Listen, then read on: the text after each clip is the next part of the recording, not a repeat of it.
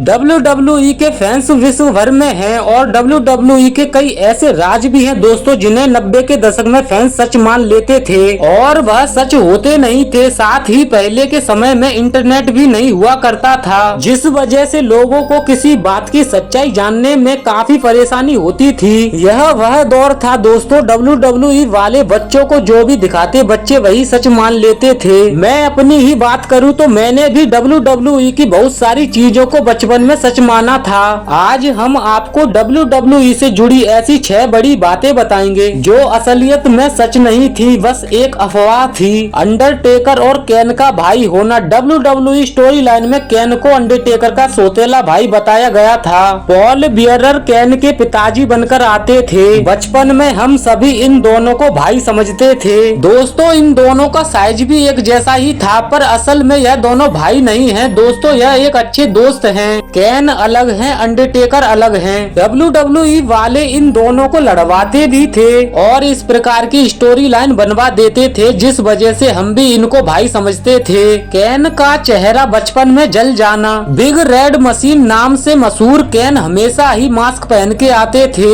एक ऐसा भी टाइम आया WWE में हमने इनको बिना मास्क के भी देखा था। जब कैन ने मास्क हटाया तो उनका चेहरा जला हुआ दिखाई दे रहा था। अब बचपन में सभी लोग यही समझते थे कि इनका चेहरा अंडरटेकर ने बचपन में जला दिया था। WWE में कैन ने मास्क उतारा तो उनके चेहरे पर जलने के निशान थे और दोस्तों यह सब असली नहीं था। WWE वालों ने मेकअप करके स्किन का चेहरा ऐसा दिखाया था कि सभी स्टोरी लाइन का कमाल था। अंडरटेकर ने बचपन में उनका चेहरा नहीं जलाया था। बिग बॉस मैन को फांसी पर लटका देना। रेसलमेनिया 15 के दौरान बिग बॉस मैन को फांसी पर लटकाकर मौत के घाट उतार दिया था और यह सब असली नहीं था दोस्तों, यह स्टोरी लाइन और खतरनाक स्टंट का कमाल था।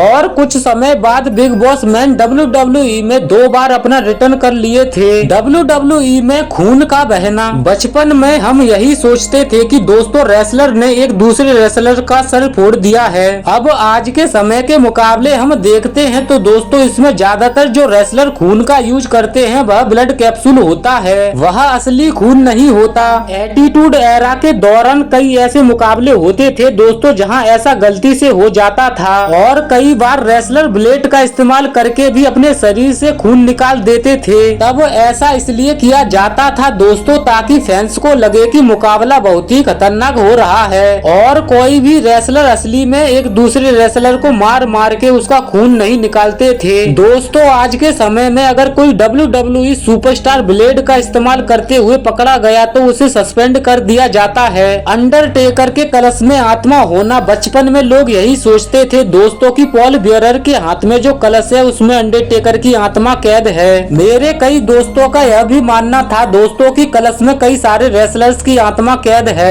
जिन्हें अंडरटेकर ने मार दिया है और यह सब सच नहीं था दोस्तों। यह कलश वाली स्टोरी लाइन खास तौर पर अंडरटेकर के लिए ही बनाई गई थी। अंडरटेकर के मैनेजर पॉल बियरर अपना खतरनाक हुलिया बनाकर आते थे और उनके पास यह कलश होता था और दोस्तों कलश में कोई आत्मा नहीं था। यह सब स्टोरी लाइन को और भी खतरनाक बनाने के लिए किया गया था। अंडरटेकर मरकर जिंदा हो जाता था। WWE में हमने अंडरटेकर को 7 बार मरकर जिंदा होते हुए देखा है। बचपन में हम यही सोचते थे दोस्तों कि यह डेडमैन अंडरटेकर है और यह कभी नहीं मरेंगे। अगर 90 के दशक की बात करें तो कई ऐसे राज हैं दोस्तों जिन्हें हम आज भी नहीं समझ पाए हैं। WWE भी कभी अच्छी तरीके से शायद ही कभी समझा पाए। कई लोग मानते थे बचपन में दोस्तों की अंडरटेकर 7 बार मरकर जिंदा हुए हैं। दोस्तों यह सब असली में नहीं था। अंडरटेकर के किरदार को और भी ज्यादा भयानक बनाने के लिए इस प्रकार की स्टोरी लाइन बनाई गई थी। और दोस्तों मौत के सौदागर डेडमैन अंडरटेकर अपनी फाइट के दौरान कई बार कोमा में चले गए थे और कोमा से बाहर भी आए थे। इस चीज को लेकर यह कहा जाता है दोस्तों कि वह 7 बार मरकर जिंदा हुए थे, पर यह चीज आप जान लीजिए दोस्तों कि अंडरटेकर का जन्म एक ही बार हुआ है और अभी तक वह मरे नहीं हैं। दोस्तों आपको वीडियो पसंद आया होगा। आप लोगों का कोई भी सवाल है तो कमेंट करके जरूर बताइएगा, हमें आपके कमेंट का इंतजार रहेगा। तो दोस्तों मिलते हैं आपसे नेक्स्ट वीडियो में, तब तक के लिए जय हिंद भाइयों।